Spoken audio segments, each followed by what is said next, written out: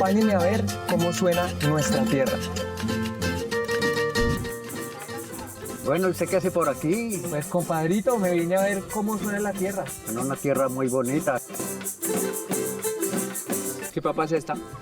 Pues supuestamente la pastusa, pero más pastusa soy yo porque eso ya la pastusa se acabó. Los jóvenes ya no comen las chuvas, los rubios, Pero a mí sí me gustan. muy pocos, los jóvenes. ¡Oh! Los jóvenes, dije. Una vez para una fiesta se me comenzó a parar. Ese es el tamal tolimense. ¿Quién te enseñó a ti a hacer eso? Mi mamá. ¿A los cuántos años? De pequeña. Ahí se me comenzó a parar el caballo en las esquinas y no quiso caminar. Esta es la peluda, ¿Al mechudo?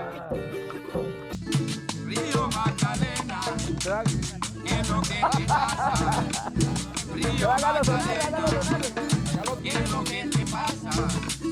No dejas en paz, no dejas las casas. Los propios bizcochuelos huilenses, ¿no? Ajá, sí, señor. Y este territorio, Eso está bueno, está para un cumpleaños. y este territorio por el cual luchamos. Río Magdalena, no se lo soltamos.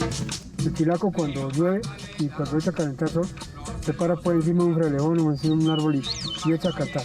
Mira, no, un cigarrillo. Mira, no, un cigarrillo.